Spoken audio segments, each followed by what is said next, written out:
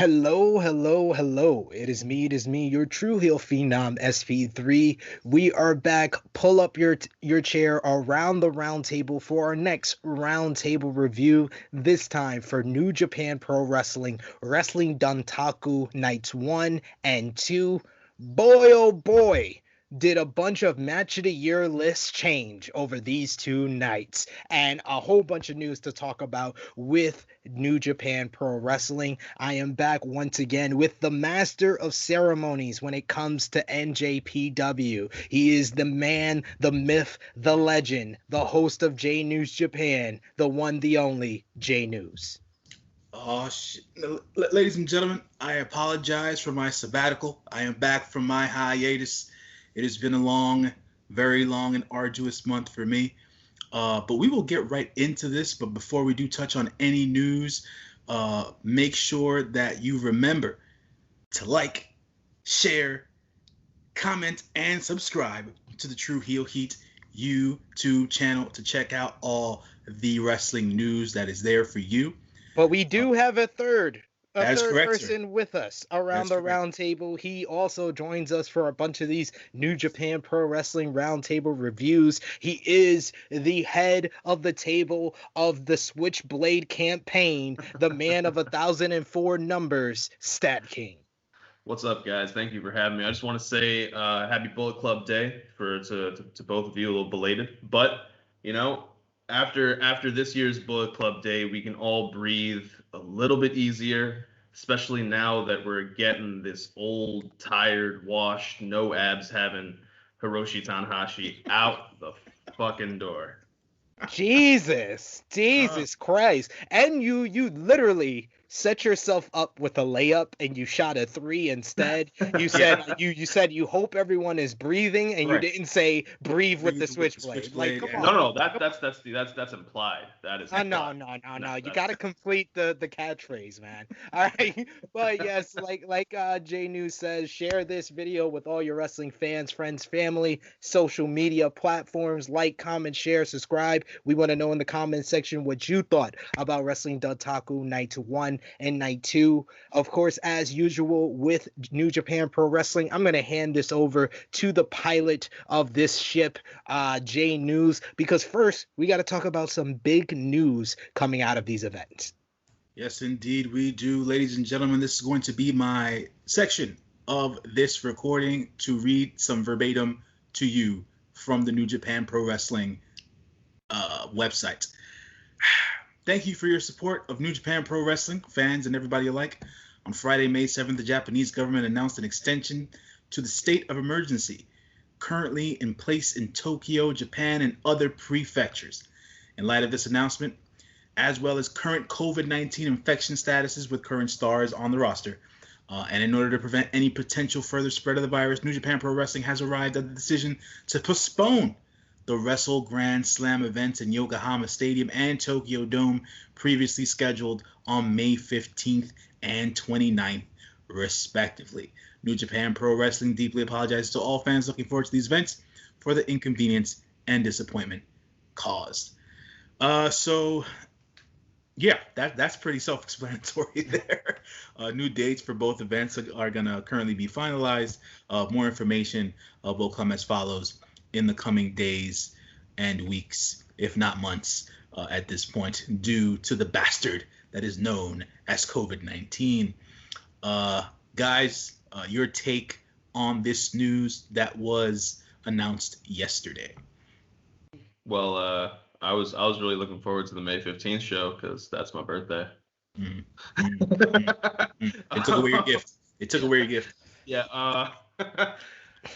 I gotta say we're seeing a lot of problems overall in Japan when it comes to their ability to deal with the virus, and I think a lot of the people are not getting vaccines, and they're having a problem also with which vaccines they have authorized, especially after the little bit of a hiccup that happened with the AstraZeneca one.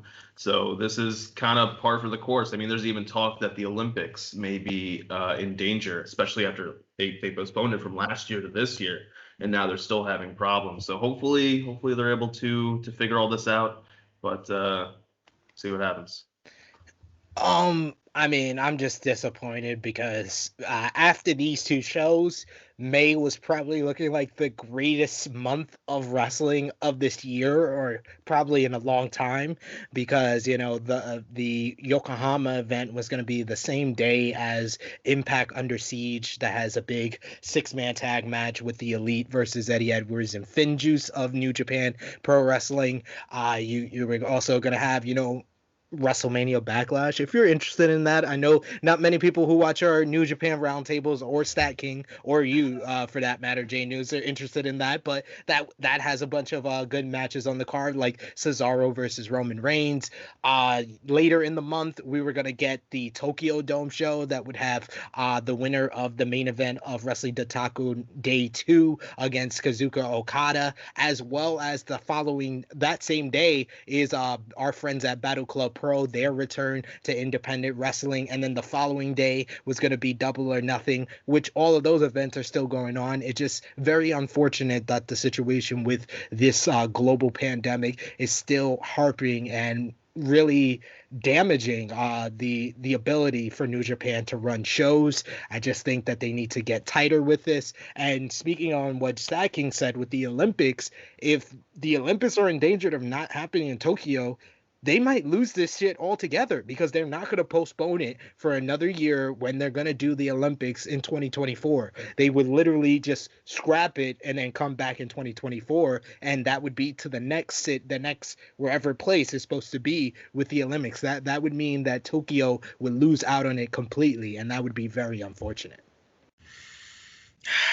It's a lot of news. It's a lot of news. It's a lot of disappointment and cause for concern across the globe here on Mother Earth. Asia's got to get their shit together, to be completely honest. That's not just Tokyo, Japan. That's India and everybody else alike. Not to say that we're any better off here in the U.S., because we still have a whole lot of crap going on here. But, just watch that UFC event that happened a few right, weeks ago. Right. You see how America's doing with this. Yeah. One thing I will say is that this might be beneficial to New Japan, because I felt like this was too many big shows in a row within weeks of each other, because you had the Yokohama show on May 15th, you had the Tokyo Dome show on the 29th, and then a week and a half later was going to be Dominion. Now they can really focus on making Dominion this really big stacked card, which it really hasn't been in the last couple of years because of the whole global pandemic. That was really the first event they had back, and it was directly right after the New Japan Cup finals. So there really wasn't enough juice and momentum to build up to Dominion. And then 2019, I'm gonna say I don't really remember that very well at all. So I don't remember that Dominion. It's been since 2018 that Dominion, and that was the show of the year in 2018 with the Okada Omega, greatest match I've ever seen. That match at Dominion 2018. Now it feels like New Japan could build up and make that the big summer event that it used to be again. Yeah. Their version of SummerSlam and stuff like that, and hopefully it goes well with those things pending. You mentioned earlier there all these shows across the land, WWE, Impact, New Japan. May was supposed to be stacked. Shout out to Big Brother Jimmy Uso for coming back yesterday on SmackDown, making that storyline a little bit more interesting. But yeah, man, I don't know. I mean, after watching the first 2 nights of Wrestling Dontaku, and then just not being able to get at least one of the shows, right?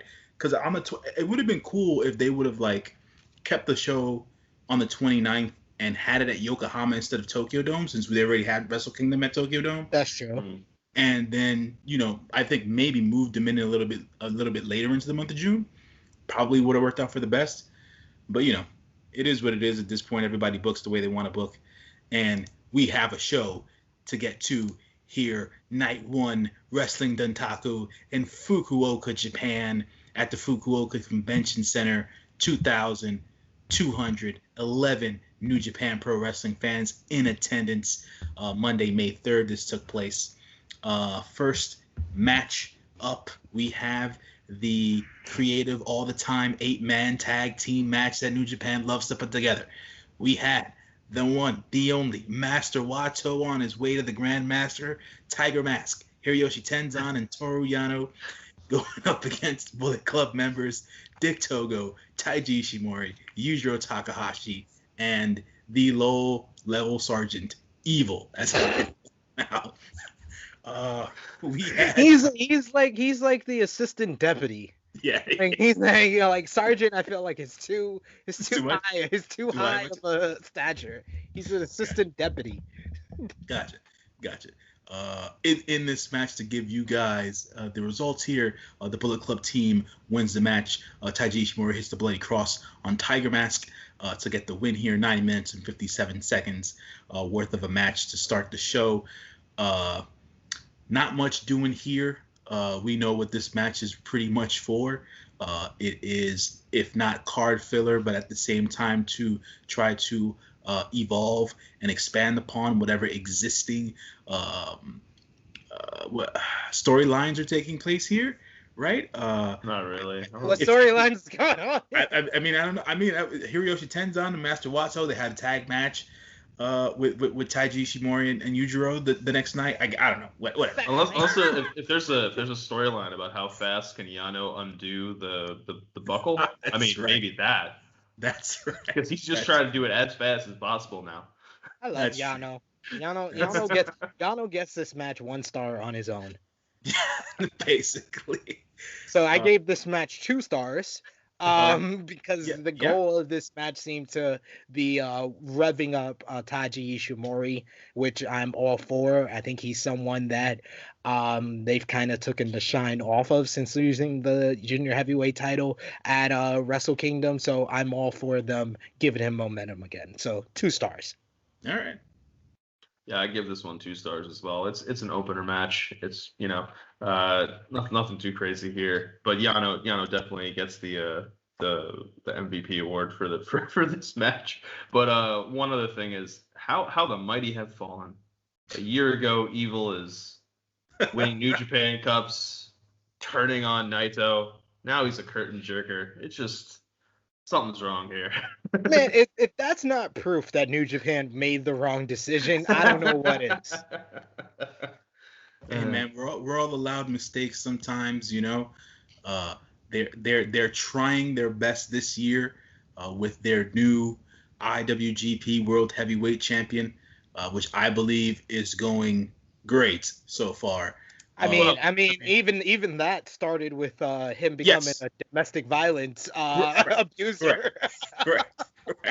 If only there was some, intercontinental championship or some kind of other title for, Evil to maybe be going after. I don't even want him to see him with that. What are we bringing that up for? I'm not saying he has to win. I don't want to see him vie for it. It's better than curtain jerking. I don't care. That's where he belongs at this point. Look, man, the low-level sergeant is nowhere near the rogue general at this point. So that was actually my next question. Who is higher? The general is always higher, so the rogue general gets the top spot at this point here, if we know anything about hierarchy. But to give my star rating, this was 2 stars here, folks. Not to rag on these guys. Obviously, great professional wrestlers all around. But from a booking standpoint, what are we doing here? What are we doing? One question for you, J News, since I have you. Uh-huh. What was the point of Great Okan versus Tenzan for the Mongolian chops? Was because ever since that match, I've seen Tenzan do the Mongolian chop in every fucking match I've seen him in. So if you haven't been specifically listening to American, the English dialogue. No, I actually watched this show in Japan. In Japanese. Okay. All right. So Kevin Kelly, his gimmick along with this whole thing is that they're coming up with different names for every city that they're in when he does perform these said Mongolian chops. I believe yesterday was the Fukuoka fingers.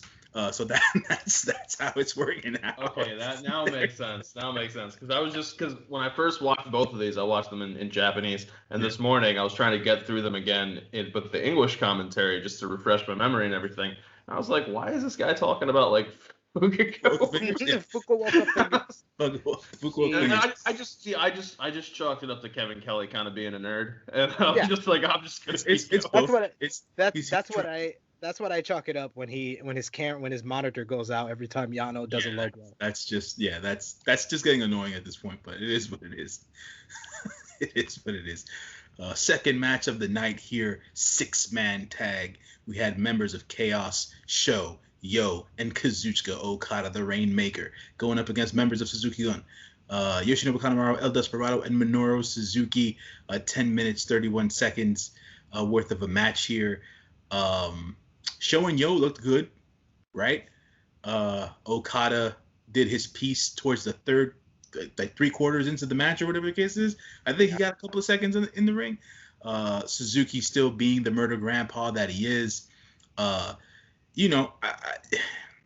was my first time watching New Japan in like over a month because I did take a real break. And I don't know, I got the sense that like I forgot Despy was the IWGP Junior Heavyweight Champion. Facts. And that sucks, right? Because the thing is that he did such a great job boosting his stock in the later part of 2020 that now that he is the Junior Heavyweight Champion, it's like, well, like what the, and he was supposed to have that one-on-one match versus Yo, and that didn't go down due to COVID reasons on the next night. Kanemaru, the consummate professional, as always. Sho looking like $1 million, doesn't even have an ounce of body fat on him. God damn it, that kid is just looking good every damn time. Like I said, 10 minutes, 31 seconds. Yo hit the direct drive, as they call it here, on Yoshinobu Kanemaru to get the win. This match was a little bit more entertaining to me. I gave this match about 2.25 stars to fit the bill here for another 6-man tag, just because everybody did what they were supposed to do in this match. We're going to see Okada go up against Will Ospreay eventually, somewhere down the line. Kanemaru and El Desperado are still the IWGP. No. Roppongi 3K. Right, Roppongi 3K. So they'll probably be tagging sometime down the line to get another shot, vying for those IWGP Junior Heavyweight Championships. And Minoru Suzuki is now almost there at the New Japan Dad stage, where he's just fit, where he's just in the matches. 2.25 stars here. StatKing, your thoughts, sir? I gave this one 2.5 stars. I like this one because of the fire that Yo brought to this match. That feud, that like they're slowly just keeping that fire stoked with him and Despy, and I really like that. And also, I appreciated some of the outside of the ring stuff, especially that one Okada just moment where Suzuki's got Okada in that submission hold to just stretching him and just holding him there. That I really like that because you don't always get to see. You get that in the multi-man matches where you're able to go to the outside because it's harder for the ref to, be counting and all that kind of stuff. But just good moments there, and I think it kept a lot of the fire going for Yo and Despy, which is why I like this one. Cool. SP? I gave this one 2 3/4. I enjoyed it a little bit more than you guys. I like Roppongi 3K being back together, seeing them in there. I just want more from the junior heavyweight division because it feels like both the tag team and the singles division are fucking depleted. It just feels like there are no contenders. Like, I don't know where they're going to go after Desperado and Yo. I don't know who Roppongi 3K feuds with outside of Kanemaru and Desperado. It's just like very confusing unless they're going to bring back in Ishimori into the singles division, but that takes them away from Ishimori and ELP in the tag team division. So it seems like there's no reason to have tag team titles at this point. Just unify the junior and the heavyweight tag team titles. I feel like I've been saying this for like 3-4 years now, but I will continue to say it because right now the junior heavyweight division is not the most stacked division in any part of professional wrestling. Well, I think they're gonna. Go ahead, Matt. Go ahead. I was just saying. I think they're gonna have to bring Ishimori over into the singles because I don't know if they're gonna be able to fly LP back and forth with all the quarantine and COVID that's going on. Just for that reason alone. That is true. I don't necessarily. I mean, I understand and know why the decision was made to put him on Impact, but at the same time, when the roster's depleted, you got to make a better business decision in that standpoint. for your main roster, right? And also, I think this is a point I wanted to make, especially during the previous match that had Master Wato and Ishimori in it. Like you guys both stated, the junior heavyweight division, both tag and singles, is depleted. They count so much on these partnerships that they have with these other promotions around the world that they're basically cutting themselves short in his estimation. I feel like they should. New Japan is the WWE of Japan. They don't play well with the other Japanese promotions, and I feel like they should. Noah, Dragon Gate, All Japan, DDT have some great talent there that they can definitely pull from to put into their junior heavyweight division in order to get more eyes on different talent and just get different matches and different combinations of guys for their shows and they're not pulling the trigger on those, and I feel like that's something that they should work on, especially inter-Japan. So instead of just internationally. And they have to evolve and do things differently. I understand that their process with the Young Lions is you do your stint in the dojo, you go on an excursion, when you come back, you graduated. But Gabriel Kidd and Uemura are there, and they would be perfect for the junior heavyweight division. Graduate them. They're already there. Let them mix it up with the rest of the junior division to make this division an actual division. I think that the maybe the one of the two stadium shows they would have seen the re-debut or the return of Robbie Eagles or as part of a United Empire person, and that would have because they don't have a junior. So correct. that would have given them a junior and somebody. I don't think Robbie Eagles would be the best decision because the main thing without Hiromu, there's no baby faces in the fucking junior division as a single. There's a bunch of heels. There's already an excessive amount of heels that Robbie Eagles would be perfect and that Will Ospreay babyface role in the junior division. But I mean, if you need bodies. You need bodies, but you need to place them in the right position. Don't turn somebody heel when your division is already full of 1,000 heels. That's why I was talking about the other Japanese promotions, man. They can definitely pull guys. Noah has some nice juniors. Yeah, DDT also, man. So it's like they can definitely pull from those promotions and just insert new talent and give it new life. But we'll see going forward as to what New Japan plans on doing. Some comments were made during some of these matches by some of these wrestlers, which piqued my interest. But we will talk about that going into the other matches. Third match of the night, another multi-man match here. Los Ingobernables de Japón, Bushi, Sanada, Tetsuya Naito, and Shingo Takagi going up against those United Empire boys, Jeff Cubbis, Aaron Hanare, Great-O-Khan, and the one and only Commonwealth Kingpin himself, Will Ospreay. 11 minutes, 31 seconds here. Will Ospreay getting his precursor warm-up against Shingo Takagi. They started the match off during this mixed man here. Tetsuya Naito, Sanada, and Bushi. I'm an LIJ guy. You guys know that just because I'm a Sanada fanboy. But these three brothers look lost. They're lost on the roster right now, man. I don't know what's going on.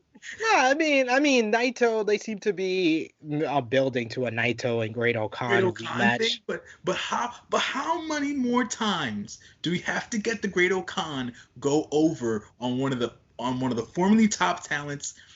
I don't think he's going to go over this time. He already went over in the New Japan Cup. This is about getting Naito his win back so Naito can move on to bigger and better things. And when you're booking 2 stadium shows in 1 month and then Dominion 2 weeks afterwards, you got to have some kind of big matches to fill out that card. I mean, think about the next 2 matches after this one. Yeah.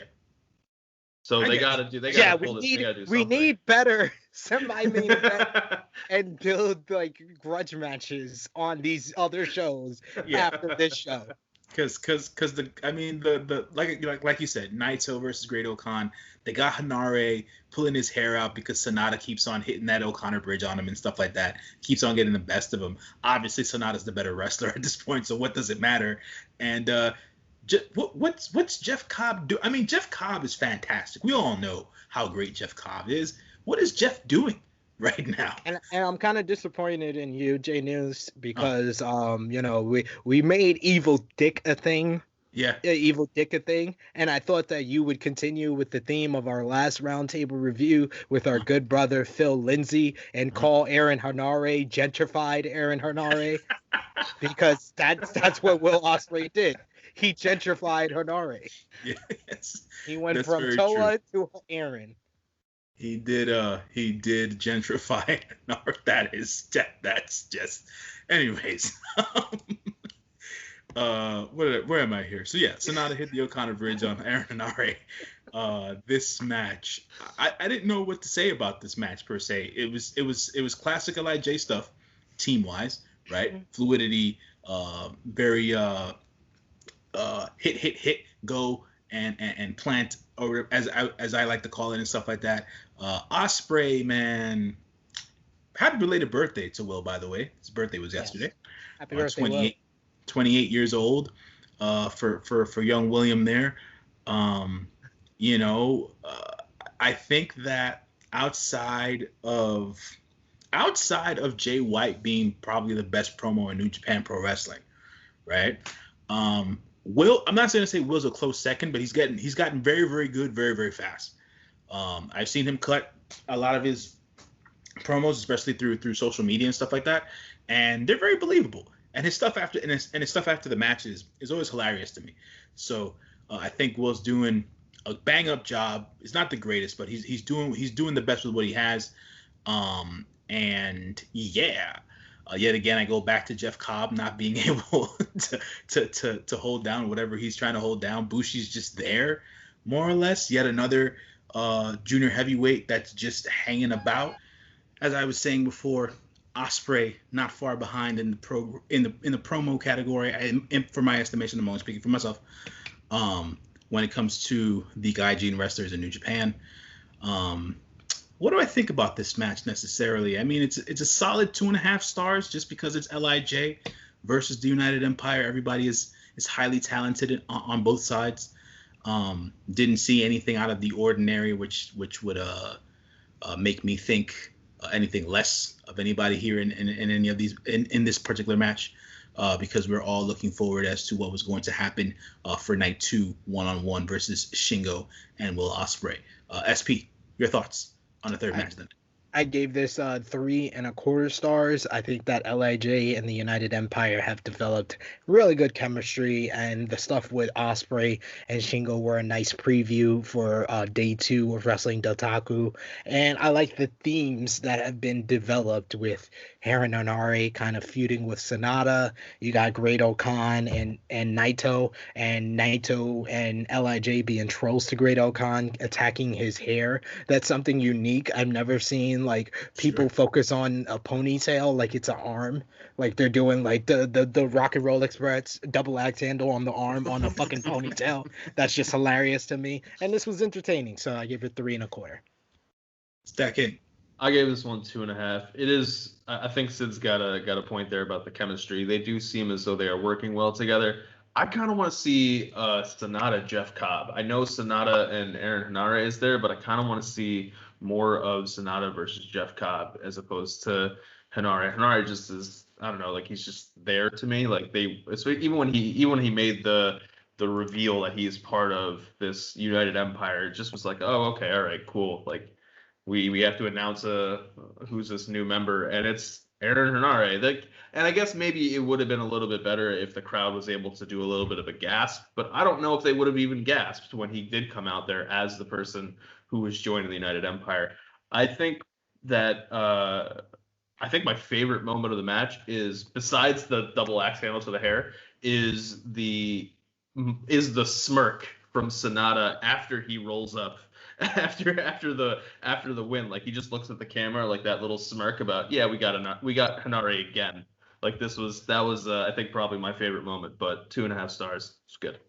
So quick bit here. Jeff Cobb is feuding with Kota Ibushi, if I'm not mistaken. That's where they're leading, right? Yes. Where is Ibushi-san? I haven't seen him in quite some time. Where is your god? Well, Kota Ibushi apparently had been injured, so he's recovering from various injuries that he's had. He had one appearance on the road to Wrestling Dontaku. I think he had one or two on the road to shows, but he is resting up, and he's going to be back for his big match with Jeff Cobb, which I think they've done a good job of really building up Cobb for this matchup with Ibushi. Yes. Yeah, they've done a good job building up Cobb versus Jeff Cobb himself individually, and obviously, Ibushi still trying to be God is a thing, and that's going to be a great match nonetheless. So just looking forward to it, to seeing as to where that goes. We got to talk about this next match, guys. We really got to talk about this next match here. So Zack Sabre Jr. versus Tonga Loa, 1-on-1, fourth match of the night. This match had a 60-minute time limit for whatever reason. It went 15 minutes and 12 seconds. And felt like 60 minutes. And it felt like 60 minutes. So the first part of the match wasn't bad, in my estimation. It was a good back and forth between the two of these guys. Yeah. But for whatever reason, I lost interest a little bit halfway after the match was going. Like I've stated before, and look, I till the cows come home, non-kayfabe, you're a pro wrestler, you're in the business, you got talent, you're in the ring, you're on TV. I give all props to you. But Tonga Loa as a singles wrestler just does not do it for me. It does not work for me. I'm yawning thinking about this match. Yeah, it's just, I don't even know what to say about it anymore. Zack Sabre Jr. tried his best to carry this match, but to no avail. All right. Zack wins, right, via the crucifix pin over Tonga Loa. So this was for the rights to challenge for the IWGP Tag Team Championship match. So now the Dangerous Tekkers have a future shot at the IWGP Heavyweight Tag Team Championships. I will say, because the first half of the match was decent, I'm going to give this 2.5 stars. I agree with the rating. I agree with your rating. 2.5 stars. New Japan Pro Wrestling. Listen to me right now, if you're watching. Kevin Kelly, Chris Carlton, Takayami Obari, all you guys, stop putting the Gorillas of Destiny in singles matches against their challengers, because you did this at Castle Attack. Yes. It didn't work for me. You did this here. It didn't work for me. Stop doing it. They are best as a tag team. Keep them as such, and keep these singles matches on the road to shows and not your major shows that I have to review. Thank you. StatKing? I kind of like this one. I don't know. Okay. I kind of like this match. Okay. I think for me it was really nice to just not see Zack whining. I'm just very used to seeing Zack Sabre Jr. whining. Sure. Maybe now that the 2 stadium shows have been canceled, he does have something to whine about again. But I don't know, like something about this I kind of liked. I think what I liked about it was you just got a spotlight on 2 guys that could be singles people in the future. Zack, obviously, we know is a singles guy, has been in and out of tag teams with Taichi. He's been in the G1. We'll say he's. Oh no, I'm not talking about the Zack Sabre Jr. Oh, you're waiting for me to get to that. Okay. Yeah, I'm just wait, who? How? Didn't we try this? Didn't we try this in WWE as Camacho? No, he was just Hunico's muscle. He was Hunico's muscle and getting obliterated by Ryback. That was basically the extent of it. But I feel like they could give Tonga Loa an opportunity. That's all I'm trying to say. I'm not saying he's got to win stuff. I'm not saying he's got to do, I'm not saying he's got to be the next Jay White and be the only person to do something incredible and amazing because he's the best person that New Japan has. I'm not saying he's got to be that. I'm saying that he could be a singles guy, and he could be, okay, actually, here's the way to put it. He could be Zack Sabre Jr. How Zack Sabre Jr., when they need him, goes into the singles division, and when they need him, is in the tag team with Taichi. I think that could be Tonga Loa and even Tama Tonga's role as well. There's just, especially now when they don't have people and they don't have the ability to book larger shows with the roster that they have, I think that you got to do a little bit of experimentation. We're talking about them, reaching out to Noah, reaching out to All Japan and DDT, but they are at least trying to. I mean, this and the next match is a glorified tag team match, just split, that went for 42 minutes combined. Oh, the next match was a fucking tag team match after like the 10-minute point. It was. It was like a 6-man and an 8-man ladder match. Like that's what it fucking was. And the freaking spot of the night was by the guy who wasn't even actually in the match. Both guys weren't in the match with the spot of the night in this next match. But talk about it, J News. Oh man, next match up, 5th match of the night.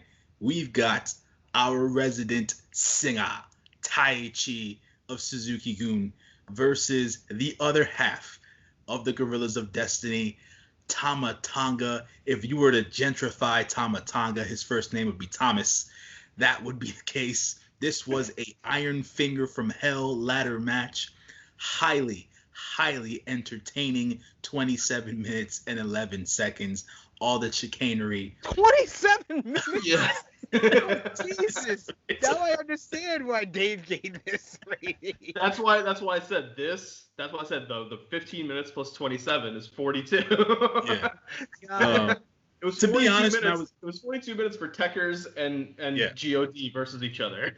Yeah. To be honest, the match didn't feel that long when I was watching it. So, I get why Dave gave it the rating that he did from a length standpoint. But I was entertained by this, man. Shout outs to fucking Doki. Listen, we give Doki all the shit in the world, but man, that man is crazy. He fills a void in the wrestling spectrum that all of us need right now. The crazy man dives, the acai moonsaults, the taking the bumps through the tables, everything else in between. Shout outs to Doki.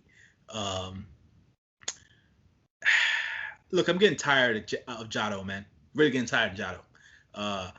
It's. I understand that he is the master heater. I get it. I get his place. But it's just tough to watch Jado move around nowadays. Whatever the case is, as jacked as he might be, it's just tough to watch Jado. I prefer him interfering in matches like this than actually being in matches. So yeah. I prefer this. Jado is tired of being Jado. Yeah, I think Jado's tired of being Jado too. Pretty much. Like, I think it was during night 2 when he was in that tag match where he was trying to put the OKJ on Zack Sabre Jr. He couldn't even get it on right. Like he was half-assed it. He didn't know. He doesn't know. He's tired. He needs a nap. But And what was with the fucking tote bag? What was with the fucking tote bag in this? So I agree with you because they should have had it in the bag that in Tai Chi's like leather thing above the ring. And I don't know what the see-through tote bag was. It reminds me of one of those bags people have to take to Yankee Stadium on game day. So and StatKing, I don't know if they have to do that over there in Chi-Town where they have to take clear bags over to whatever guaranteed rate field. You got to for the White Sox. I don't know about the Cubs. Got you. But it look, I found it entertaining. I gave the match 3 stars because I was entertained for the 27 minutes. Tama Tonga, obviously the better of the 2 God wrestlers when it comes to performance and antics and wrestling. To be completely honest. I prefer to watch Tama singles if I have to over Tonga Loa. Correct. I'm gonna just start calling him Thomas from now on. But at the end of the day, Tai Chi still delivering the goods here with the win. he gets the Iron Fingers from hell during this crazy ladder match. No crazy ass bumps, right? From Doki. Tangaloa, From right? Doki. Taichiro Tangaloa. Even though Doki did go through the ladder, I believe Doki Ladder bridge. Ladder bridge, Yeah. correct. Power bomb from inside the ring to To the outside the outside, ring. right? And Doki took the table shot in night 2, if I'm not mistaken, right? Am I bugging out? No, I don't think so. I know Tama went through the table to end this match when he tried to go for the gun. Yeah, but I'm giving all praise due to Doki here because Doki needs the time. Hey, if we don't have Gino Gambino here to say Doki Choki, then you got to do your job. I got to do my end. But StatKing, your thoughts on this glorious match? I think I used this term on on True Heel Heat with Chrissy, but I'll say it again, use it again. Beautiful chaos. This was a little bit of a beautiful chaos match. It had a little bit of everything. It had some humorous moments. It had some good action. It just I don't know, like it I feel like there was a way to combine both matches, but still not give Techers a tag match. Sure. Because they were trying to get the title match. You know what I feel? Not to even interrupt you real quick. I feel like the ladder match should have been both for the Iron Fingers and to get the shot for the tag team match. Yeah, I can see that. The Zack Sabre Jr. versus Tangaloa match. But go ahead. Yeah, just not a non-title ladder match for the Iron Fingers would have worked. But for what we got, I think this was really great. And in a way, it worked out really well in New Japan's favor by having the ZSJ and Tangaloa match before this. You're able to focus more on the other people. You're able to focus more on Jado. You're able to focus more on Dookie and allow them to shine. In a way, they shine. They shine. They got the rub as well from this match. So that part of it, I think, really worked out well for them. I gave this one. I'll bump this higher than Dave gave it. I give this one 3.5 stars. SP. I did not think it was as good as you guys thought it was, but I gave this one pretty similar to the last match, 2.5 stars. I thought it was chaotic towards like the final 10 minutes of the match when everybody started interfering, but we still had to get through 15 minutes of just Taichi versus Tama Tonga, and that's already long enough for a singles match between them. I would say a 15-minute Taichi versus Tama Tonga match is too long. Like, I think the perfect number of minutes is probably 10 minutes. So to get through 15 before it actually got interesting, yeah, I'm going to keep it at 2.5 stars because the 10 minutes that was there, that was like probably a 3.5 star match. But when you put it with the 1 star 15 minutes, yeah, it evens out to about 2.5. Gotcha. 2.5 stars from SP3 for the 5th match of the night. Now we're going to talk about something, the main event of night 1, right? We're going to talk about this match, and I'm going to be probably on the low end here for this match. We all understand the greatness of Jay White. We all understand the greatness of Hiroshi Tanahashi, of the ace of New Japan Pro Wrestling. The ace of the universe. Right. We understand the greatness here. But this went on for too long. Yeah, no. And I'm going to tell you why. I'm going to tell you why. After a 27-minute Taichi. Listen. At the end of the day, that 27 minutes and 11 seconds at least had chaos and varied action. I got tired after the 5th Dragon Screw Leg Whip. It was over for me. When they look, and I get it from a storytelling standpoint. Don't get me wrong. I understand the beats of the match. I got what they were trying to do to each other. But how many more times are we supposed to see Jay White versus Tanahashi and Jay beat Tana? Like, we knew this was going to happen. We understood that Jay White was going to come out on top in this match. For it to last 40 minutes was beyond comprehension to me. That is all I have to say about that. Jay White wins 39 minutes, 1 second. Blade Runner. Jay White becomes the new Never Openweight champion. He is the first quadruple slam NJPW whatever. New Japan Pro Wrestling quadruple slam champion. Hiroshi Tanahashi can't even say that about himself, and he's ace. Yeah, breathe with the Switchblade. SP3. Your thoughts? I thought that this was a great match. I think that these two have developed quite the chemistry together. Hiroshi Tanahashi is just so great at psychology, at storytelling within a matchup. He just does it in ingenious way of just building his matches. I thought my favorite part of the match was the gentleman's agreement when they both started grabbing each other's leg and then had the gentleman's agreement to kind of battle it out, where it became more of a never open weight matchup where they're exchanging the strikes, and then Switchblade, of course, is going to break the gentleman's agreement and go right for the leg again. I thought the high fly flow on the legs was a great spot because you didn't see it coming. You got the one high flow when he was standing, and then for him to go to the legs. And I like how that played into the storytelling, where if Tanahashi hit the regular high fly flow, he probably would have won the match, but he wanted to tap out Jay White, so that was his mistake. And he did tap out Jay White, but of course White has Gato in his corner. The distraction led to Tanahashi not getting the victory, and in the end it's Switchblade just being one chess piece move away from Tanahashi, and he's really established that he has Tanahashi's number. We had the Okada, we had in Osaka 2 years ago, the Switchblade shock. Here he wins the never openweight championship against Tanahashi, and it's crazy to look back on Switchblade's return to New Japan and his loss at Wrestle Kingdom, and all the armchair quarterbacks that was like, oh my god, how can you bring him back and have him lose to Tanahashi in his first big match? Well, now we see years later that this was all a part of the story. It was all to show that he needed to put in the work to be better than Tanahashi. He has, and has firmly established his dominance over him. I gave this match 4.25 stars. I thought it was a great way to close night one, a great way for Switchblade to win the never openweight championship. Loved his promo post-match,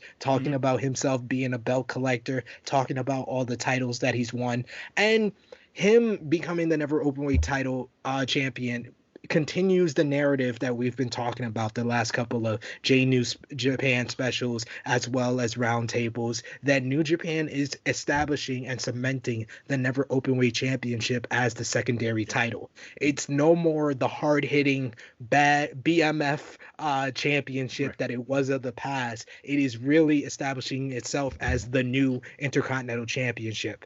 That started with Tanahashi winning it, and then this match was really a microcosm of that, because this was the first never openweight match on a big stage without one of those kind of hard-hitting never openweight type of guys in the match. These are two guys that would not look out of place in the main event for the IWGP World Heavyweight Championship, but they're battling it out, having a long, grueling war for the never openweight championship, which adds to its prestige, elevates it even more, and Switchblade is a perfect next champ in that development of this title. Agreed. I can't disagree with anything that you just said right there. The only thing that I did want to talk about is this specific point of Jay White being the belt collector. Is that where we're going? Is that where we're going, SP3? Is that where we're going, StatKing? StatKing, your thoughts on this match? All right. So I think what differentiates this from, so I'll start with, I gave this one 4.5 stars. What differentiates this from the main event of the next night is that they are two guys who are able to do incredible moves, incredible action. Yeah. These guys don't have that. So where they excel at is psychology. And that's not to take anything away from Shingo and Will Ospreay when it comes to psychology. It's just to say that people like Jay White and Hiroshi Tanahashi are better at it. The storyline of this match is who is going to be able to tap out who. And the irony of it is that Jay is the one who actually taps, but when the finish happens, it's a regular pinfall. Jay still didn't tap out Tanahashi. So you still have the ability of Tanahashi to be able to say, you didn't act, like Tanahashi still wins in that sense by being able to say, but he didn't prove his point. He didn't tap me out. And it's very rare when a heel is able to win clean, and yet the face still has something that they're able to say, like the heel didn't actually win. Yeah. It's usually it's the other way around. The heel loses, but he's like, that person didn't actually win for whatever reason. So that aspect of the match I thought was really, really great. The rest of the in-ring stuff to me was superb in that Jay White is such a good counterpuncher. That is his style, his ability to take what somebody is giving you and turn it into something even better that's going to benefit him. It's one of the best things that we have in wrestling. I think that him down the road against some people when, we continue to take this Forbidden Door off the hinges, I think it's going to be really, really good. And I think that is going to be another way that they use to cement the Never Openweight title as a secondary title in New Japan. It's that you're going to be able to put that up against secondary titles for other companies as well. And who would we want to have that belt be on if we're going to do some kind of super card or something like that? We already know we can have a Tanahashi match without a belt. We don't need a belt for Tanahashi. With Jay White, because fewer people know him and he's still on the rise. He's not on the level of notoriety that an Okada or Tanahashi has. He can use that belt, and in the process is putting more fame, fortune, notoriety, whatever you want to call it, on that belt. This is a great example of the man being able to make the belt, not the belt making the man.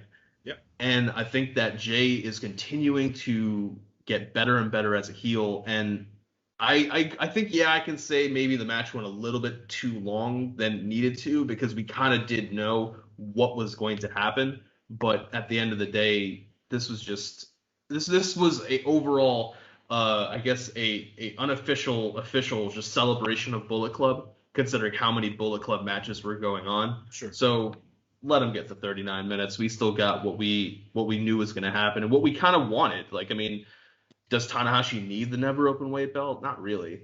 Jay White can take it and run with it. I don't think it was a foregone conclusion at all. I actually predicted Tanahashi to win here because Jay has been so dominant against Tanahashi and just got the win in the New Japan Cup against Tanahashi. It just made more sense for Tanahashi to win here and continue his reign, which has been successful in elevating the championship. So, I mean, I will agree with y'all that maybe if they shave off 9 or 10 minutes, this is an even better match, 4.5, 4 3/4 type of star match. But 4 1/4 for a 39-minute main event, I'm all for it. Yes, but we will not miss the elephant in the room. Shall we, gentlemen? So, belt collectors amongst us, right? Who here has a strap? None of us do, right? But Jay White I am the true heel heat champion. I'm 2-0 on. That's very true. That's very true. The one pound of gold. 1 pound of gold. 1 pound of gold. Yes. 1 pound of gold. Jay White now has the Never Openweight Championship. The true belt collector of New Japan Pro Wrestling. He's the real rock and roller. That was one other. So, who else is belt collecting nowadays that we know of, that we might have seen lately? Might work for a company that's been working with New Japan. Yeah. And might be a champion of another company that is also working with New Japan. That's a good point. That's a good point.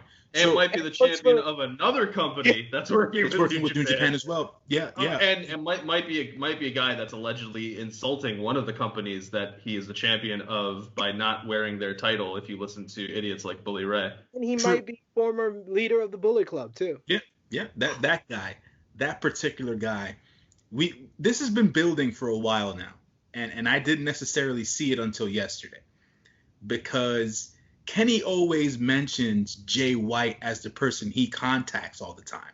But when you watch New Japan Pro Wrestling, Jay White never really mentions Kenny Omega. As a matter of fact, he throws him under the bus when he gets a chance to.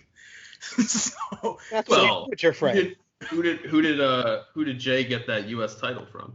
I mean, hey. Who was the first big guy that Jay ever beat? Like, that's So in my estimation, if they're going this route, right, hypothetically speaking, I'm not saying it's a bad thing. Obviously not, right?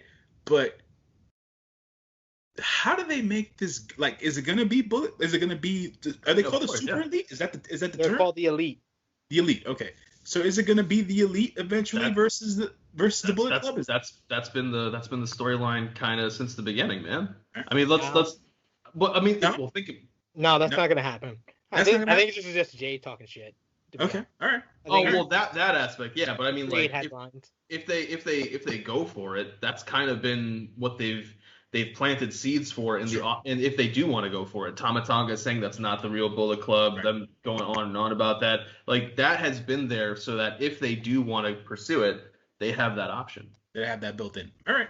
I just wanted to touch on that before we go on one last thing I wanted to say, and this was one of the I'm mad that I forgot it earlier. I love the continuity of Jay White. The continuity of Jay White by saying he is the first quadruple champion, not acknowledging the fact that the IWGP World Heavyweight Championship exists. and that those belts were unified. That did not happen in Jay White's mind. Y'all wanted God. I didn't want God. No, because he keeps saying that if he ever wins the World Heavyweight Championship, he is going to separate it from the Intercontinental. He keeps it going. So I respect him for keeping it going there.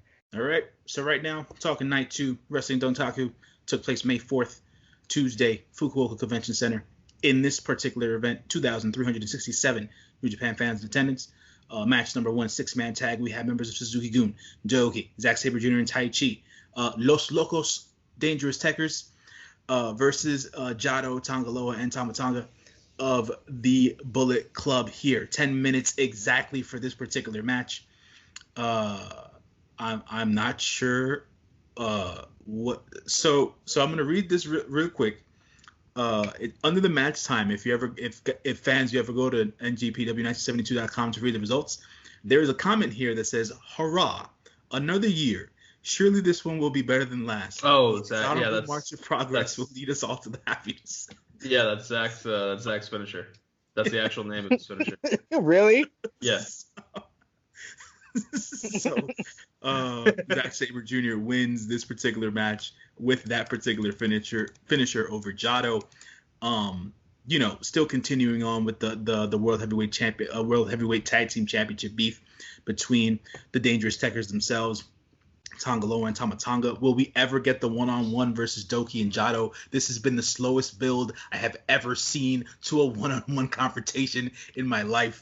Doki still, putting out all the stops. Acai moonsaults here. I think. Let me go through the. No. I thought he went. I thought he did a table spot here, but I could be definitely mistaken.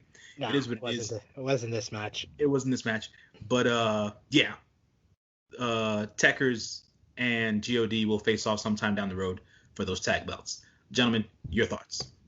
I'll go very quickly with this. I just find it amusing that between the two nights, these two teams have had 52 minutes of in-ring competition time. Yeah, I know, right?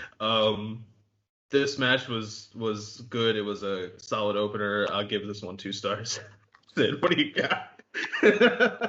Why? Why would you give us an hour of these two teams over 2 nights? Why?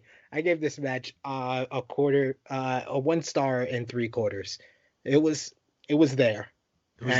It continued the feud. Yes, it continued the feud. That's appropriate. I gave it 2 stars. Second match of the night, tag team match. We had Master Wato and Hiroshi Tenzan versus members of the Bullet Club, Taiji Ishimori and Yujiro Takahashi.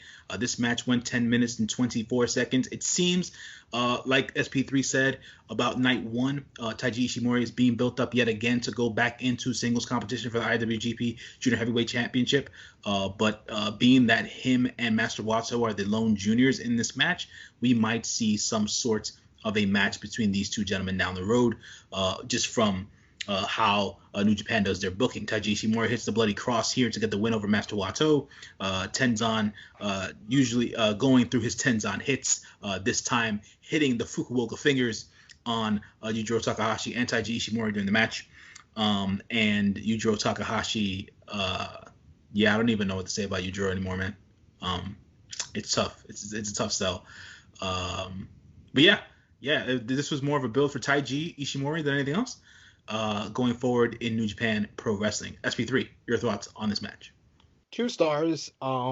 It wasn't too much better than the opener, but Sure. at least I see the goal here. Besides keeping something going, the goal here is to get momentum for Taiji Ishimori in the junior heavyweight division, which we have established is very depleted, and it needs guys with momentum. So I like the finish of this. All right. I gave this one 2 stars as well. I think that one thing that we just want to say is that because of the concerns about COVID, some people having fevers and things like that, out of an abundance of precaution, New Japan pulled some people and they changed some matches. So these weren't the intended matches, and I think that despite that, we got some pretty good stuff, considering that these guys are pretty much pros at calling things on the fly. That's how they're doing it anyway. So Gato was just like, you two, go. And they're like, all right, cool. How much time do you got? 10 minutes. All right, go. But it's tough to be a Tokyo pimp if you don't have women with you. So that's probably why we all feel bad for Yujiro Takahashi. We're just trying to figure Women out. or hoes? I'm not Jaquan. Oh, okay. So I'm But being respectful. he is a Tokyo pimp. I'm just still saying. trying to be respectful. Just saying. I'm just trying to be respectful. Yeah, and they never referred to Peter as a hoe. So at the end of the day. Oh no. You never called the number one hoe a hoe. That's the bottom bitch. Yeah. But he doesn't have hoes or bottom bitches. So that's really what's missing here. Yeah. But at least for Taiji Ishimori, there's some continuation, as it's saying there's something that there's there to build upon. So 2 stars, in, out, 10 minutes, get done. All right. Next match, third match of the night. We had a 6-man tag. We had Los Ingobernables de Japón, Bushi, Sanada, and Tetsuya Naito versus those Empire boys, Jeff Cobb, the Gentrified, Aaron Hanare, and the Great Okan. 14 minutes and 54 seconds. I actually liked this 6-man match more than like the 8-man match from the night before. Much more in tune with the storylines that are going on, especially between Sanada and Hanare, and Naito and Great Okan facing off with one another at the end of the match, basically getting in each other's face and things of that nature. Bushi, yet again, another throw-in. Jeff Cobb doing his part to be the one to win the match yet again with the tour of the islands, because Jeff Cobb is the MFing man. 14 minutes and 54 seconds. I gave this match 2.25 stars just because it did what it was supposed to do. StatKing, your thoughts on this match here? I did like this match. I gave this one 2.5 to 2.75. This was a good one. I like how Naito just the little subtleties sometimes with Naito, just how long it'll take him to take off the suit and everything just to annoy the fuck out of the person he's up against. He was tugging at his belt for a minute. He had to have the ref help him. And it works when he is a heel so well, but when he's a face or say a tween or whatever, it's even better. So because you just love knowing that the face is getting one over on the heel just by annoying the heel. But solid match. Jeff Cobb is the man. That Tour of the Islands move is really, really fun to watch. See it live in person. It's even better when he has somebody small that he can really hit that on. But a good match here, keeping things moving for the different feuds that they're trying to work on. What more can you ask for? All right. SP?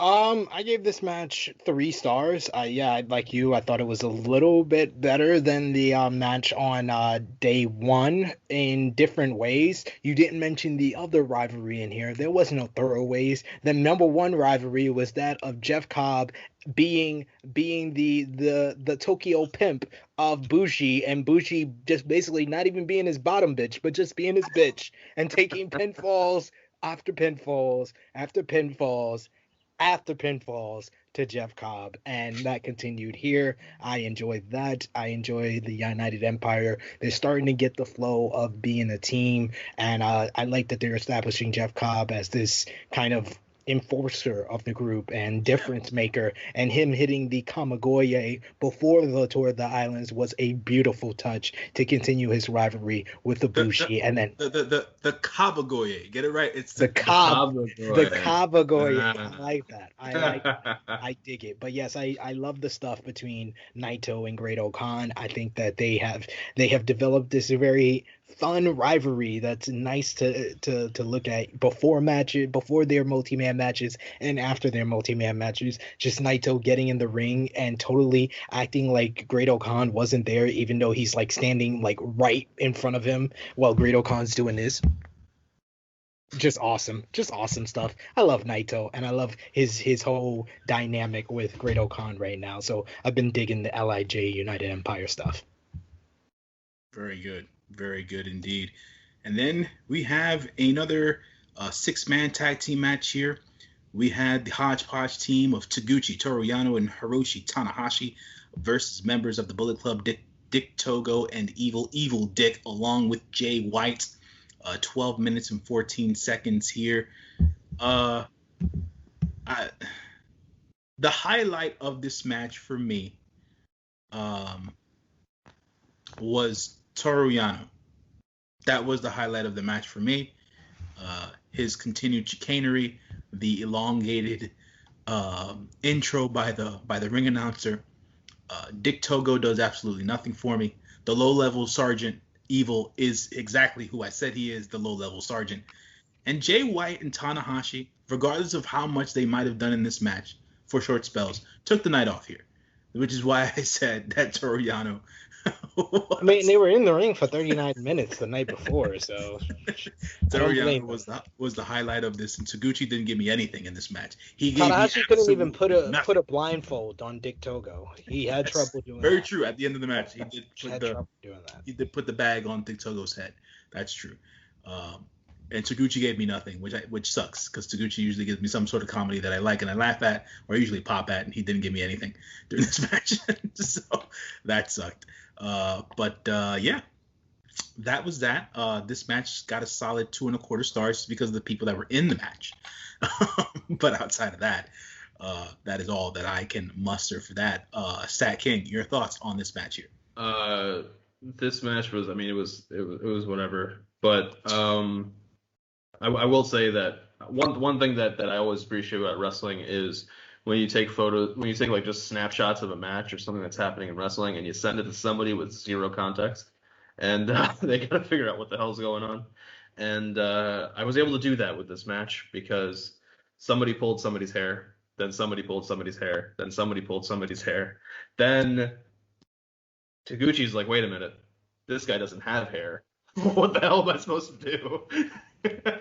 So there was some nice fun moments there. I took a picture of them all holding each other's hair, and then right afterwards, when they're all falling backwards because of the shoulder takedown, sent it to my girlfriend, and she said, "What the hell am I looking at?" And for that reason alone, this match gets a 5-star. No, it gets a solid 2.5 for me. I agree with StatKing, 2.5 stars. We got teases that Switchblade might have a match with David Finlay for the Never Openweight title, or another match with Hiroshi Tanahashi, or a match with Taguchi, which I think that any of those would be entertaining. So that was the most that I got out of this match, but it was entertaining for what it was, and I agree with Jay News. Yano was the MVP. Yep. Yano, the MVP. Now, this is the match we wanted to get to. This is why we are here. This is why we are talking about Wrestling Dontaku Night 2, the main event of the evening. Will Ospreay versus the Rampage Dragon Shingo Takagi of Los Ingobernables de Japón. 44 minutes, 53 seconds. Ladies and gentlemen, Kevin Kelly said, recency bias or not, this is the greatest wrestling match he has ever commentated on. Ever commentated on. Folks, do you know how big of a deal that is? That the guy calling the post-match said this is the greatest match he ever called. Yes, I understand. He has to put it on a pedestal. Yes, he has to sell it. Yes, he has to go over the top. But am I in cahoots with Kevin Kelly? Right? The match was good. The match was great, as a matter of fact. The match was great. It was fantastic. I myself gave this match 5 freaking stars because it deserves it. God damn it. I'm dropping the whole entire... Sorry, guys. That's how good this match was. He's that excited about this match, excited. people. Yes, that's very true. I am that excited. But to end my tirade on this, yeah, look, I watched this match over last night before I went to bed. And I said to myself, this is my second time watching this match. And I was geeking out at every single moment I geeked out for the first time around. These guys are tremendous competitors. For all the shit that Will Ospreay gets, right? And Will gets plenty of shit. No one can deny his talent at this point. They just can't. And Shingo Takagi is Shingo Takagi. Like, there's no other way of going around what the Rampage Dragon has meant to New Japan Pro Wrestling since he's joined New Japan. What he's meant for the elevation of all these wrestlers he's in the ring with, right? You get the Shingo rub, and you're on another stratosphere at this point. True. It's no longer Okada. If you're in there with Shingo, you're getting her up. You get it to that next level. But I remember reading something on Instagram from this particular account that I follow and stuff like that, which basically stated that they love now the way that Will Ospreay has transitioned his style into the style that he wrestles now. Which is a more safe style, even though he's still doing high spots here and there. It's a beautiful thing to see. The dude moves like no one else's business. He's fluid as hell. He knows how to cut a decent to good promo, and he sells like the Dickens. For the crap that people give him about not being able to sell, like when Takagi gives him the maneuverability, when he hits him with the joints, Will's selling it. He's not no-selling the shit. I'm believing it. And by all means, when he hits the hidden blade face first, I was like, yo, my man's dead. Your man's dead. It's over. I was like, your man's dead. It's over. I was like, and Shingo, he hidden blade to the face, and then he put Shingo in the Stormbreaker for the win. And just the way he was able to get the 360 spin on Shingo on Stormbreaker, which he doesn't usually get on most people, it just shows you the level of commitment these men have to making the moves and the match look good. That to me, like, there's nothing like it, to be quite honest. And hopefully the match between Will Ospreay and Kazuchika Okada lives up to the hype, even though I feel like I don't like to be pessimistic, but I just feel like it's not going to. For him to get the win over Okada. But this match right here, what did Uncle Dave give this match? I will go next and talk about this match because I like my Uncle David. He wasn't a dud. He wasn't drunk, Uncle Dave. I am breaking the scale. This shit gets 6 motherfucking stars. I gave that to Ibushi and White at Wrestle Kingdom, and I pretty much, during our roundtable for Wrestle Kingdom, I said match of the year was closed shop. You know, we closed up shop. We already gave the award to Ibushi and White. I had to make the call Tuesday morning, call Kota Ibushi, call Jay White, and said those awards have been taken away. They've been taken away. They've been shipped back to me so I can ship it to the UK/Japan to Shingo Takagi and Will Ospreay. Their Best of the Super Juniors match 2 years ago was in my top 10 matches of all time that I ever seen.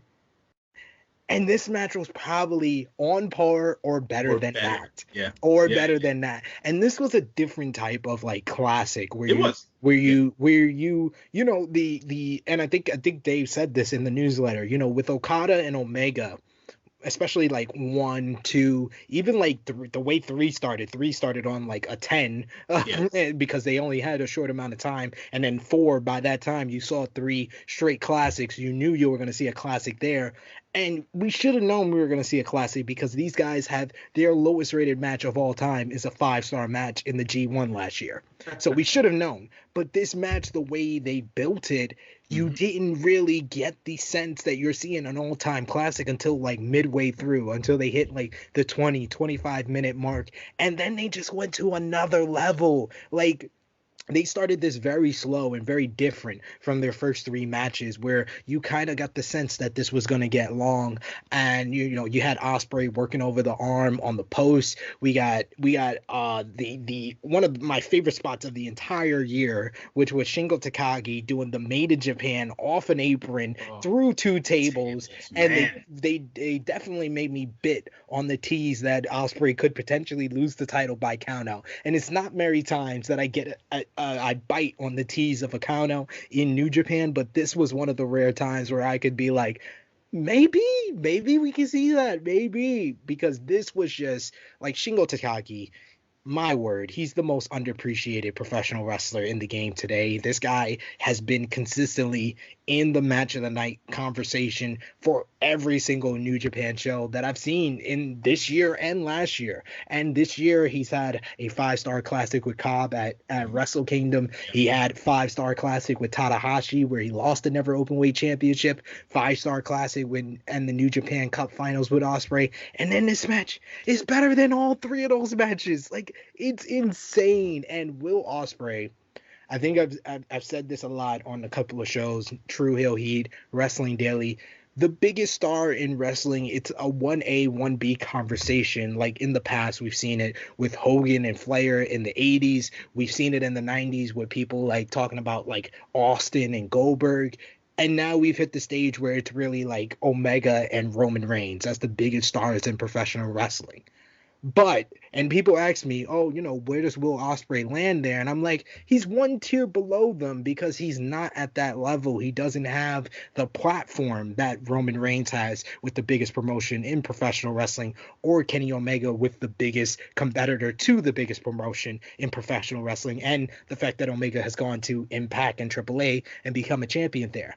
But there is no 1B. There is no number 2 when it comes to who's the best wrestler on the planet right now. Sorry, Kenny Omega, you've had a great year. Sorry, even Shingo Takagi, because I would say that you're right underneath him. But Will Ospreay is just, I didn't think he could top his 2019. I know the pandemic got in the way of 2020, but he's been on a whole other world, not even another level. He's been on a different planet as far as his quality of work in the ring. He's one of the most amazing and spectacular performers that I've ever seen in a professional wrestling ring. This one was just amazing. How they sold the exhaustion, the hard hits at the end, the sequences, the callbacks to other matches. Yes. My favorite spot of the New Japan Cup Finals was the pumping bomber that Will Ospreay flips out of, lands on his feet, and then goes into the Oz Cutter. They bring that back here, but then they reverse it when Will goes for the Oz Cutter and Shingo catches him with the cutter. I popped. I'm watching this at like 4 or 5 a.m. in the morning, and I got out of my fucking couch because I was like, my word, this shit is insane. Like, I am barely awake, but that woke me up. That spot woke me up because I was just like, I am seeing something that nothing will be able to match this. Or if it's able to be matched, it's probably these two guys fighting again, because these guys have established a 4-match series that stands up to anyone. And I mean anyone. And I'm talking about you, Okada and Omega. I'm talking about you, Austin and Rock. I'm talking about you, Michaels and Undertaker. I'm talking about you, even Masawa and Kobashi. Ospreay and Takagi is on that level, and they have had an all-time series, and it's arguable this was their creme de la creme. This was their masterpiece above all else. Like I said, 6 stars. The new match of the year, in my opinion. StatKing, sir, your thoughts? I also give this one 6 stars. This is a incredible match. And what I liked about it was you could see the growth of Will Ospreay. Mm-hmm. You could see the changes, the differences. I said this when we kind of were just not getting too into the weeds with on True Heel Heat. This, you could see the growth of Ospreay, of what it means to be fired up, what it means to dig deep and find that fighting spirit. You had him have that kind of comeback or second wind, whatever you want to call it, when he was a face. But now it's you when he does it now, it's not that he's a heel, it's not even that he's the champion. It's you kind of see it as that's not Will Ospreay the character, that's Will Ospreay the man. Mhm. You are seeing like the man behind the mask, so to speak, and you're seeing him think to himself or realize New Japan has put an awesome amount of responsibility on my shoulders. I cannot let them down. That's what I see now when he does the fired up, when he's doing this comebacks, when he's pushing through the next level against Takagi during this match. And they got to the point that they were just throwing headbutts, standing headbutts at each other, and headbutts in shoulder area. Like that is, and I mean, when you think about it, that's not Will Ospreay's forte. That's not what he's supposed to be doing. That is Shingo's forte. That is what Shingo does. So the fact that Ospreay is standing there toe to toe in the trenches, throwing those headbutts, it means so much more, especially when you remember that Ospreay is the heel. It makes sense when the face does it. It doesn't make sense necessarily when the heel does it, unless the heel is that kind of strong man, like kind of a Brock Lesnar level kind of a heel, as opposed to a little bit more of the I'll take the easy way out. And Ospreay is slowly transitioning from a kind of a more easy way out heel, like willing to do like take the shortcuts, to now getting to the point that he can stand on his own 2 feet and say, no, I can do this on my own. I can beat you no matter what. And it's I guess the way I look at it is it's not just muscle that he put on to go from a junior to a heavy. Like you always see that physical transformation, but there has to be a mental switch as well. We saw that with Omega. When Omega took control of Bullet Club and he said, I'm not a junior, I'm going to be a heavyweight. We saw the physical transformation, but we also saw the switch. And we're seeing that right now, especially in this match with Will Ospreay. And to turn towards Shingo Takagi, if there's ever somebody that I am super grateful that they did not re-sign with the company that they were with and went to a different company, it is Shingo Takagi leaving Dragon Gate. Because I don't know how many people were really watching Shingo Takagi when he was on Dragon Gate. But now so many people are able to see him and see the revelation that is Shingo Takagi. And you kind of think, wow, back then when he first came in, he was put into the junior heavyweight division. He was added to LIJ.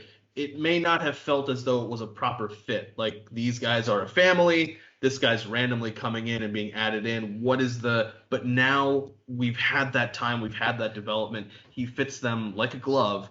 And we can see that he is an influence on how LIJ does things. And that's also the storyline of LIJ within their whole growth period and what they've done since Takagi's come in. And the two of them, just the Ospreay and Takagi, moving kind of in lockstep with each other. We see Ospreay being the king of the juniors. We see Takagi trying to challenge him for that. He fails. We see Takagi say, all right, I don't think I'm really a junior though, because I'm taking on heavyweights.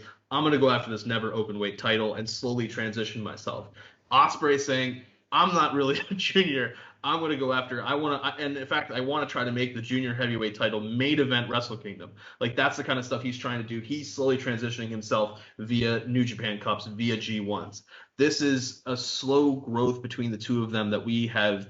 It's been really great to watch and really great to see. Like, I know we, especially recently, have been kind of down on Gato's booking, but this kind of long-term, he's still very, very good at long-term storytelling. Yeah. And this is a great, great example. He may have failed horribly when it came to taking Evil out of LIJ. He may have failed horribly, at least in my opinion, when it comes to Ibushi unifying the titles, that horrible belt design, whatever. But when it comes to these long-term stories, he is still knocking it out of the park. And as I said this on True Heel Heat, this is New Japan's new break in case of emergency. If there is any kind of problem, you go, well, we'll let Shingo and Will do something, and we'll figure this out, because they had to revamp the entire card with the exception of this one match. And if you look on, say, for example, Cage Match, this night is ranked higher than night 1. On one match alone. On one match alone. And that is a testament to Will's promo after the fact, where he said, I sold this building out. None of you knew really what the card was going to be. All you knew was that I was going to be here. And that's the kind of stuff that Will Ospreay needs to do, needs to continue to do, because that, whether people hate the belt design or not, that is what is going to make that title mean what the IWGP Heavyweight title meant. And that is the goal. And I know we were joking. I feel like we kind of were joking about it, like, oh yeah, they're gonna put it on Ospreay because people hate Ospreay, people hate the belt. It's gonna be a great I don't hate the belt anymore on Ospreay. But this man is winning it over. This man is winning it over. And just to piggyback off of what you said with Shingo, I would say now, after like a full year and a half, 2 years since he's been here, I would say that Shingo Takagi signing was as big for New Japan as the loss of the entire Elite. That's how significant he's been to New Japan since he's been signed. I can see that. I can see that. Yeah. I can see that point. I'll say a few things here. So one, I still hate that damn belt design. That belt design is crappy. You know what I think it is? I think it's that the centerpiece is too small. That's really the one. If it was bigger, I think more people would like it. People keep saying that it's an homage to the older IWGP belts with the kind of that flared wing design or whatever the case is, and it's like, well, it's 2021, some designs don't work anymore. What about them apples? So that's part one. Part two is this. Like I said, for as much shit as Will gets, the dude has put an immense amount of pressure on himself to basically be the man that to be the man, right? Ric Flair said it, or whatever the case is, and all that in between.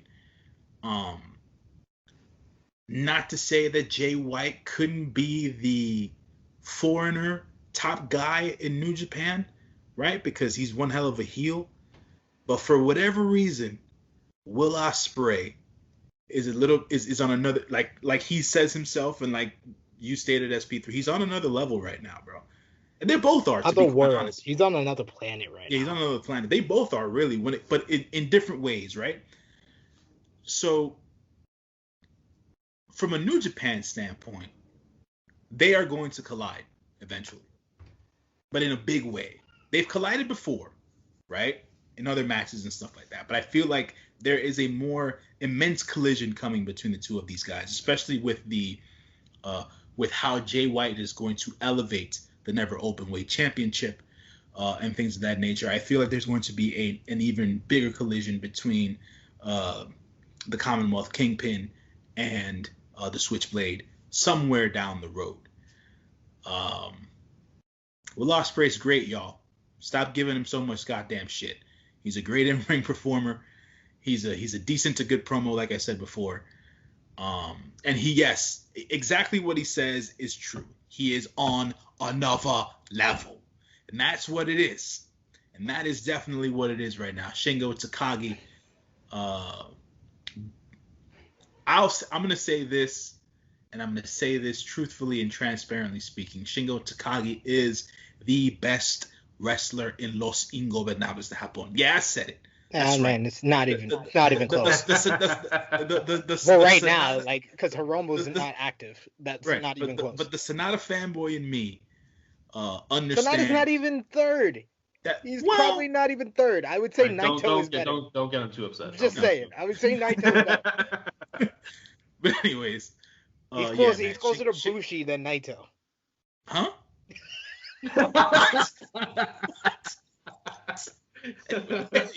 anyways, nah, man, but bro, on some real shit. I mean, like, Shingo's, dude, like, damn, You know what I'm saying? Like Shingo is. It's like I said, man. You get the Shingo rub nowadays. You go in places. You know what I'm saying? You go in places. So. Sure. I don't think this is even a question. What was the match of the night for both nights? I mean, Okay. Of course, Jay White. So you're ridiculous. So MVP for Wrestling Dontaku, day 1, day 2 overall. Who is the MVP of Wrestling Dontaku? J News. Co-MVPs, man. Shingo and Ospreay, co-MVPs, bro. But that match doesn't go off without the two of them. And they made the entire event. So co-MVPs for Will and Shingo. StatKing. Same co-MVPs for Will and Shingo. Yeah, they're sweeping it. I hate to do this because my pet peeve is giving people match of the night and MVP, but yeah, like I broke the scale, I'm gonna break my rule. Shingo and Will Ospreay and co-MVPs. LVP StatKing. This one's kind of hard. Despite what I said earlier, I'm gonna go with as a collective, God and Techers for going for 52 minutes between the two shows. Yep. I think that's the problem. That's why they're LVP. Like the four of you and ancillary people should not be taking up almost an hour. Yeah. between the two shows. Agreed. J News, you agree? I'll have to, but I'll put this on top of everything else. Also, LVP for the week in New Japan are the New Japan fans and people in Japan, because we lost the wrestling the wrestling stadium shows. We lost the IWGP Junior Heavyweight Championship match between Yo and Desperado. We don't know what's going on with Sho necessarily, because he was also off of the second night show as well. So Sho might be not, I wouldn't say worse for wear, but he's being cautious and stuff like that. Yeah. Okada as well. So hopefully everybody's fine. But yeah, just wanted to say that as well. Yeah, I would say COVID-19 is my LVP. Although God and Techers did come close, but yeah, COVID-19 reshaped that whole second night, took us away from Wrestle Grand Slam. So COVID-19 is LVP. So just winning awards. Put your thumbs in the middle. Thumbs up, thumbs down. Overall, night 1, night 2, day 1, day 2 of Wrestling Dontaku in 3, 2, 1. And as a reading from out of 10, what would you give day 1 separately? And then day 2, I will kick things off. Day 1, I am going to give 6.5 out of 10, mostly for the main event. I probably would have went 7 if the two Dangerous Techers versus GLD matches were a little bit better, but 6.5 out of 10. And then night 2, 8 out of 10. And all 8 goes for that main event. J News. I went a little bit lower for night 1. I went with a 6 out of 10 for night 1, just for the sheer fact of the of, like you said, the main event in night 1 there, and those. Look, I like the ladder match. I was a fan of the ladder match. Stop giving me Tongaloa in singles matches, please. Outside of that, that's that. Give the man a chance. Night two gets, because so let me start off by saying this. I'm changing my grade for the main event in night 2. I said 5. It is a damn 6-star match. God damn it. So because the main event got a 6-star rating, this is gonna get an 8.25 out of 10 for me. Just because it works out that way as well. And also for LVP notices, and StatKing, I'm gonna let you end the show. For LVP notices as well, screw Gato for not putting the Young Lions on the shows. Screw you, man. That could have been an option for night 2, because they especially night 2. Yeah, especially night 2. StatKing. I will give the first night. I kind of want to give it a little bit higher, but those two Tekker matches went too long, so I'll go 6 3/4. Yeah, I'll go 6 3/4 for that one because it just had the earlier matches were good enough, and that last match was good enough that I feel like it just under 7. And the second night, I'll go with 8 as well. That was an incredible, and not just because of that main event, but because of how well they were able to say on basically one night's notice, we have to change this preliminary card, and they were able to come up with some interesting stuff that was able to keep things going. And so I'll give it all to 8. That is fair. So let us know, guys. We've come to an end of our Wrestling Dontaku Roundtable review. So now it's on you to let us know in the comment section below your match of the night, MVP, LVP, and what you rate Wrestling Dontaku Days 1 and 2. J News, where can these fine people find you on social media and the True Hill Heat YouTube channel? So on the socials, you can find me at _John J. That's JONJAY with the underscore in front of the first J. Right here on the True Heel Heat YouTube channel. You can always find me on J News Japan. I know I've said this the last 2 to 3 shows, talking about trying to cover freaking New Japan Strong, and I haven't been able to get to it. Guys, we don't know when the next New Japan proper show is coming. So starting this week, we will be covering New Japan Strong. Tom Lawler is the never open weight New Japan Strong champion over there currently. I'll cover that on Fridays. I can at least watch one wrestling show a damn week. I can do that. It makes it easier for you. That's nice. It makes it easier for me there. So yeah, just check me out there. StatKing, how can these people find you, sir? You can catch me covering Dark Power, where we covered AEW Dark, AEW Elevation, and NWA Power. And you can always catch me on Fusion of Honor with my co-host, a three-time baby-making champ, Ness. We are talking everything that happens with MLW Fusion. Speaking of Mr. Tom Lawler. And we cover Ring of Honor Wrestling in that show. And you can find me at True Heel SP3 on Twitter. You can find me on the weekly podcast True Heel Heat. This week, True Heel Heat 124 with StatKing here joining me and Miss Chrissy Love. You can also see me on the Dark Side of the Ring reviews for season 3, as well as the A&E biography series where we review those biographies on WWE legends. So like I said before, like this video, share this video with all your wrestling fans, friends, and family on all your favorite social media platforms. Smash that subscribe button if you are new. Hit the bell to stay notified for all the great content right here on True Heel Heat. So, for the Master of Ceremonies of New Japan Pro Wrestling, J News, for the man of 1,004 numbers, the Stat King, it is me, your True Heel Phenom SP3. This has been our New Japan Pro Wrestling Dontaku Day 1 and 2 Roundtable Review. We are signing off until next time. Peace.